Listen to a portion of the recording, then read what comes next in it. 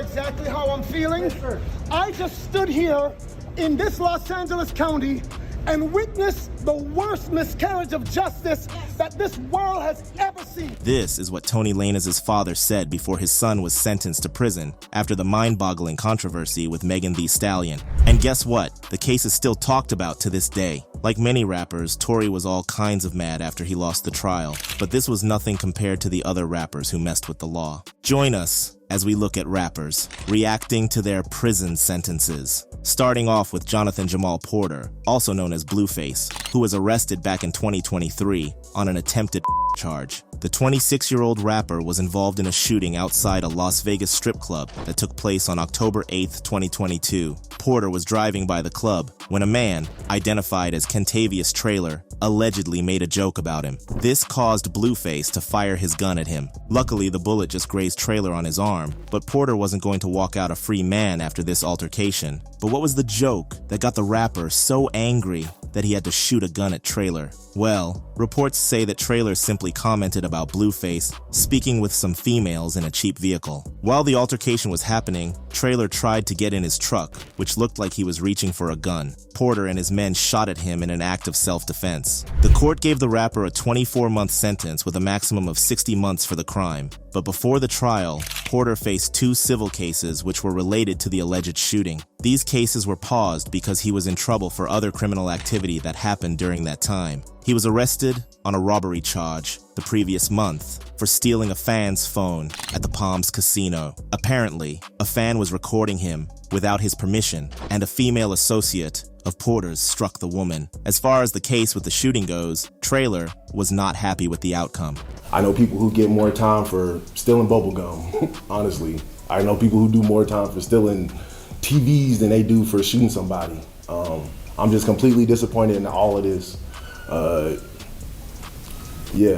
hate the way my name was ridiculed in the social media before I could even find out about it. Like I said, just this complete process has been a complete drop of the ball. This frustration was because of how his image was ruined and how he couldn't find a job or have faith in the justice system anymore. Traylor thinks he didn't get the justice he deserved and has completely given up on the system. What's crazier is that Blueface has a criminal record of violence, specifically in Las Vegas. He recently violated his probation, which extended his sentence even more. Porter calmly accepted his sentence, but some rappers have done much worse and think that they could be off the hook easily. Take a look at the case of Darrell Brooks, also known as Mathboy Fly. This is one of the most horrific crimes carried out by a rapper, and it all happened on November 24, 2021.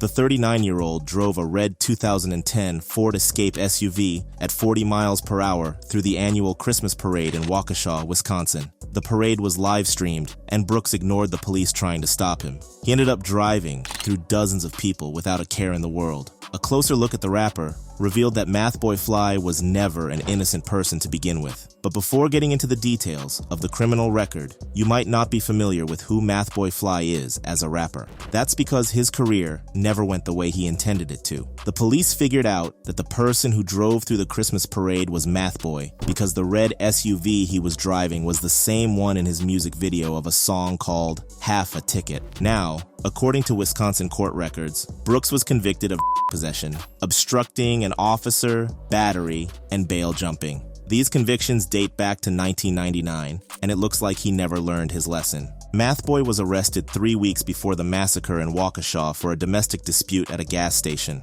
He assaulted his ex-girlfriend using the same vehicle. How many victims can one SUV even take? In court, Brooks defended himself when dealing with the domestic abuse case. There was a moment in the trial when Darrell even yelled at the judge because he was struggling to understand the rules of the court. This is not a game to me, Your Honor.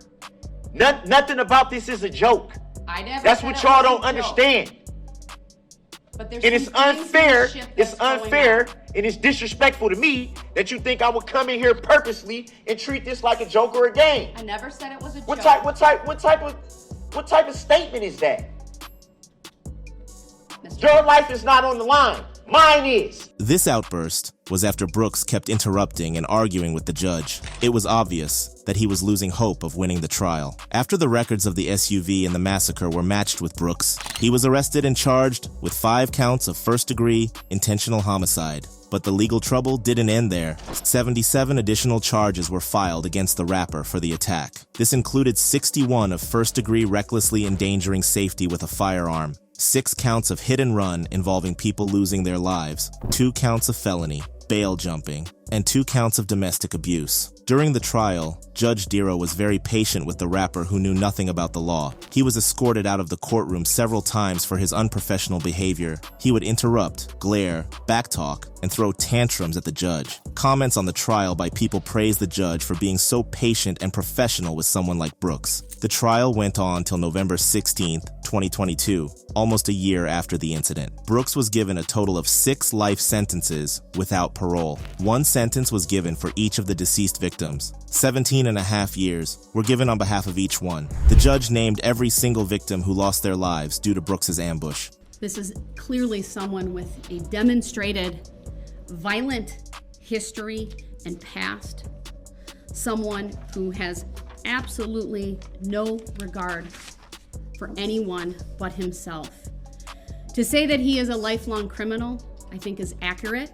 Daryl could do nothing but look down and hear what the judge had to say, including the permanent ticket behind bars. His career flashed before his eyes, just like Florida rapper K Shorty, also known as Tyrese Powell, who threw it all away for some internet beef that could have easily been avoided. Just when his rap career was about to pop off, and he was about to be signed to Gucci Mane's record label, he was at the top of his game. His music was getting popular on TikTok and YouTube, which are basically the 2 platforms that guarantee a successful career. In 2020, Tyrese made a rival out of another up-and-coming rapper from Florida called Spinabenz. Powell was faced with online humiliation when his enemy posted a video of the soon-to-be famous rapper twerking in the bathroom. Now, there were many issues with this. First, K Shorty had to deal with the internet calling him out for being which most members of the rap community don't fly with. He defended himself, saying that it was a really old video, back when he wanted to be an internet-famous comedian. Spinabenz was also under fire for posting a video like that of a minor, which could have been a criminal offense. In August 2020, Powell was part of a shootout between rival gangs, and the police apprehended him for carrying clear evidence at the scene of the crime. He was shot in the leg near an AR-15 rifle and its bullet shell casings 70 yards away from him. The rapper's DNA was also found on a hoodie with 2 holes on the back that were used as a mask to hide his identity. Poway was found guilty and sentenced to 12 years in prison because his song, On Yo Ass, narrated the whole incident. To defend himself in front of the judge and jury, he said, "I'm not a bad kid. I just grew up around in a neighborhood where it's kind of hard to not be a product of your environment. I seen shootings, killings in front of my eyes. I seen somebody die in front of me. At the age of 14, I never told nobody. My friend was killed by the police when I was 16. Poway was trying to share his side of the story and wanted to give the jury his backstory, hoping it was sad enough to reduce the sentence. It didn't matter much because the judge still gave him 12 years. K Shorty gave one last look to his family before he was sent to prison, and a large chunk of his childhood and fame were gone forever. September 28th, 2021, he was back in court along with Jacoby Skies after being charged with These 2 were prime suspects in the shootout that happened at a gas station on Lenox Avenue. Noah Williams, also known as Spinabenz, was driving a car with 2 friends, Dasan Williams, or Greenlight, and Xavier, who goes by 187 No Face. Shots were fired from a Range Rover parked opposite their Dodge Challenger. Williams and Greenlight made a run for it, leaving No Face behind. Xavier lost his life, and the perpetrators made it out safe. This was until officers pursued a similar Range Rover in the Woodland Acres community. When the cops caught them, the men driving were Powell and Skies. The bullet shells and clothes fit the description, and they were charged with second-degree 2 counts of attempted and gun possession by a convicted felon. The trial is still ongoing, with Spinabenz coming forward as a witness at the crime scene. What happens next will be revealed soon, and it looks like K Shorty will not be setting foot outside a prison cell for a very long time. Moving on to more popular rappers in the game, Young Thug's brother, Quantavious Greer, more commonly called Unfunk, was a member of the Young Slime Life gang that has shaken the hip-hop scene for the past few years. The group has been charged with racketeering, promoting violence, drug possession, and firearm possession. While many members and Young Thug's former friends worked with law enforcement to walk free or reduce their sentences, Unfunk was given 9.5 years in prison for violating the terms of his probation. These terms date back to 2019, long before YSL was in trouble. Before this, Greer served 11 years for a murder conviction. When he walked out of prison, it took him only 3 years to go back to the same prison for the YSL RICO case, which has lasted a very long time. He faced a 56-count RICO indictment and pleaded guilty to one of the counts, which was violating Georgia's RICO Act. He also pled guilty to another count of theft by receiving stolen property. This reduced his sentence of 10 years on probation to just 2 years, along with completing 750 hours of community service. He and his brother also had to follow a curfew and stay away from any sort of firearms. Like K. Shorty's case, this too was completely avoidable. In May 2023, an Atlanta police officer pulled him over at a gas station. Unfunk was driving his black Mercedes G-Wagon and was suspected to be part of a drug deal at the time. The officer also found a handgun on the driver's side of the door panel, which was a clear violation of his probation. They also found that Greer wasn't paying his probation fees and didn't complete the required hours of community service. I'm going to revoke the balance of 9 years and 6 months.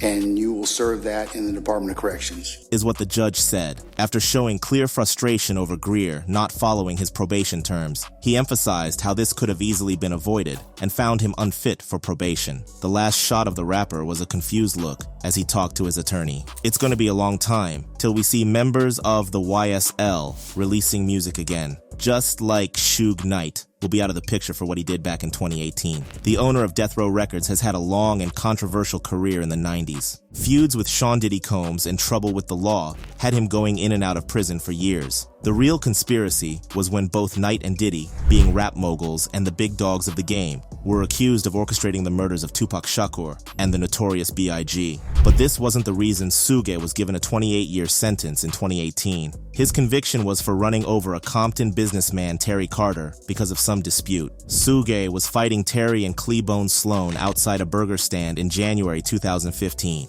I'm going to revoke the balance of 9 years and 6 months. And you will serve that in the Department of Corrections. Sloan was responsible for Knight's portrayal in the NWA biopic, Straight Outta Compton. In the movie, Knight is the film's antagonist, shown as a bloodthirsty businessman responsible for the downfall of Eazy-E and the rest of the group. Suge ended up injuring Sloan with his car and ending Carter's life. After the judge stated his sentence, Suge got up and stared at Carter's family and the rest of the members of the courtroom. Many say this was the textbook definition of a death stare. The scariest part is that Suge is considered one of the most dangerous men in the music industry. And yes, if he were a free man today, he'd be even more dangerous than Diddy is after all those allegations. The weeks inside the courtroom had people seeing a frenzy of different behaviors displayed by Knight. He started laughing when the judge refused to reduce his bail, collapsed when his bail was set to $25 million, and gave everyone very scary looks, especially when Carter's family members were reading their impact statements. Carter's daughter had every right to resent the man wearing orange in court and said to the judge, "I ask that you sentence this unrepentant, remorseless, cold, callous menace to society to the maximum of 28 years. Given his health conditions, no one knows if Suge will be alive by the time he walks out of prison. If you do the math, he will be released in 2046, which is around the same time R. Kelly will complete his prison sentence." Many people know about this case, but just to recap, he was found guilty of producing child pornography and coercing minors to engage in inappropriate conduct. There wasn't just one minor involved, because reports revealed that there were multiple underage girls that he abused both physically and sexually. All this happened in the 1990s when he was in his 30s, and the girls were as young as 15. He was once considered to be the best R&B singer of his time and had multiple Grammys to his name. He sold millions of units worldwide and even wrote one of the most iconic songs ever made, Michael Jackson's "You're Not Alone." In 2002, video recordings were leaked that involved him with an underage girl, which led to him getting prosecuted for child pornography. He was acquitted 6 years later, But this wasn't the last time he'd be in the courtroom, with millions around the world looking at him in disgust. A documentary titled Surviving R. Kelly revealed the victim's experience with the singer. RCA Records ended up terminating their contract with him. The man was at his limit, and it was obvious when he threw a tantrum on CBS This Morning. As heartbreaking as Kelly was trying to make this performance, people showed no remorse. This was one of the first times in history when a celebrity lost his cool in a live interview. His settlers tried to sue him and had to get his makeup redone during the interview. But an attorney against his case spoke about what many people around the world were thinking. With today's sentence, a predator is being held accountable for the years of abuse he inflicted on minor victims. Kelly used his celebrity and wealth to attract and victimize young girls, and to obstruct prior criminal proceedings intended to end his despicable conduct. We commend the courage and the strength of the victims who came forward in this case to expose Kelly's crimes. Our office will never cease seeking justice for victims of child abuse. And the public can take comfort knowing that Kelly will never again be in a position to exploit young girls. The justice system believed that he was not an innocent man, no matter how many tantrums he threw in his interviews. He was sentenced to 30 years in prison for racketeering and trafficking. It looks like he'll be walking out alongside Suge Knight at this point. There have been many rappers over the years who have tried their best to defend their case, but piles of evidence stacked up against them every time. Tory Lanez took matters to social media, and even his songs, to try to convince everyone that Megan Thee Stallion was lying about the case. In 2020, Lonnie's was accused of firing a gun at the WAP rapper while they were together. Megan claimed that he wasn't himself that night, was under the influence, and threatened her several times. The argument started because she was ready to go, when the rest of the people in the car weren't. Megan found this to be normal banter that was common amongst friends. She claimed to have never raised her voice or laid her hands on anyone when she broke into tears recalling that night. She continued to tell host Gayle King that he was standing at the window of the car when this happened. This was a very serious matter, and one small misstep would have cost the female rapper's life. She thought that the evidence was enough, which included bullets and injuries, which is why she couldn't believe that she had to go to court and give her testimony. I didn't do this stuff. This is not me, y'all. I'm fighting for my life. Y'all killing me with this. I gave y'all 30 years of my career. Robert. 30 years of my career. Y'all trying to me. You killing me, man. This is not about music. I'm trying to have a relationship with my kids, and I can't do it. Y'all just don't want to believe the truth. So I get out the car and it's like everything happens so fast. And all I hear is this man screaming. He said, "Dance, bitch." And he started shooting. And I'm just like, oh my God. Now, this case had fans divided into two extreme ends. Many people supported Megan and her appeal. These were the same people who were completely against Lanez, his shady lyrics, and everything he said against the rapper. But there were the same number of people who said that Megan was lying about the whole thing. They thought that she was doing this for attention because she was falling off after a series of singles that didn't do so well in the charts. Many other rappers took sides too, with 50 Cent having to apologize to Megan for accusing her of lying. Iggy Azalea was one of the 70 people who supported Lanez to the extent of sending the judge a letter in support of the hearing. The trial went on for a few years and eventually ended with Tory being sentenced to 10 years in prison. He was charged with assault with a semi-automatic firearm, discharging a firearm with malicious intent, and having a loaded and unregistered firearm. But jail time wasn't going to cut it. Prosecutors wanted him to do 13 years behind bars, but Tory's team reduced the sentence to 10. He's also at risk of getting deported to Canada. This could have gone way worse if one of the fired bullets actually hit Megan Thee Stallion, like it did for Tamor Trayvon McIntyre, better known as Tay K. Don't mistake him for Tay Keith, the 27-year-old producer with the very famous tagline and ad-lib that's well known in all his songs. Back in 2019, he was on trial for a murder and robbery charge, which happened in 2016. 21-year-old Ethan Walker was found unalived while Zachary Belote was shot and injured severely. Tay K was just 16 years old. This crime wasn't done alone. He was accompanied by 6 accomplices during the home invasion, where one of them caused Walker to lose his life in the botched robbery. Letharian Merritt was sentenced to life in prison, while Sean Robinson, who shot Belote, was sentenced to 40 years in prison. Taymor caused no harm to either person, but was the one who received a 55-year sentence, costing him his career and life. When he was apprehended after the robbery, he was placed on house arrest and had to wear an ankle monitor at all times. This didn't stop Tay K from making music, nor did it stop him from breaking the law. When his music was getting attention and he was rising to fame, McIntyre broke the ankle monitor and violated his house arrest. On March 26, 2017, he announced his decision by tweeting, "This house arrest, they gyn have too, catch me on hood." On June 30th, he released the music video for The Race, which talks about him running from the law. Ironically, he was apprehended by the United States Marshals that, upon further investigation, the police found out that Tay K shot and slayed Mark Anthony Saldivar, a 23-year-old photographer in San Antonio, on April 23, 2017. To add fuel to the fire, Oni Skip Pepe and his wife Barbara filed a lawsuit against the rapper for robbing them in May 2017. The lawsuit claims that he was involved in a physical altercation with Pepe, who's a 65-year-old man, while he was walking in Arlington's Cravens Park. The old man was left unconscious, with multiple broken bones and internal bleeding in the brain. McIntyre then dragged him off the trail so that he could leave him for dead. Other rappers noticed how someone so young was on a violent rampage, portraying themselves as a menace to society. Donald Glover said,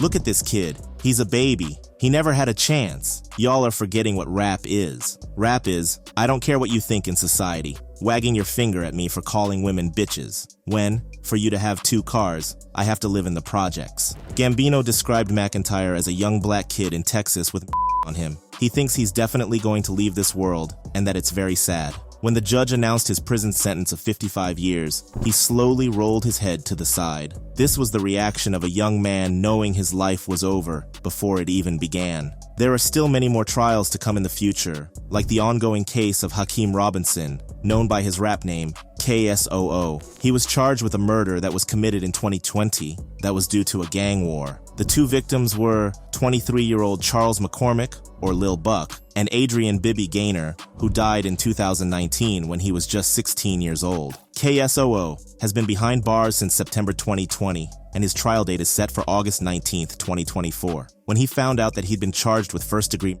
and that the police had a warrant for the case, all he could say was, in utter confusion and hopelessness. Robinson is part of the ATK, a group of rappers from Jacksonville. They beefed with KTA, led by rapper Fulio. A lot more will be revealed as KSOO's trial proceeds later in 2024. Since he's accused of first-degree murder and there's enough evidence for him to be guilty, you can probably guess what his reaction will be. What? Yes. For what? You want your lawyer, so I can't tell you no more, but you'll be in trouble. What the hell? If you enjoyed this video, click on the ones showing on your screen now to watch similar content.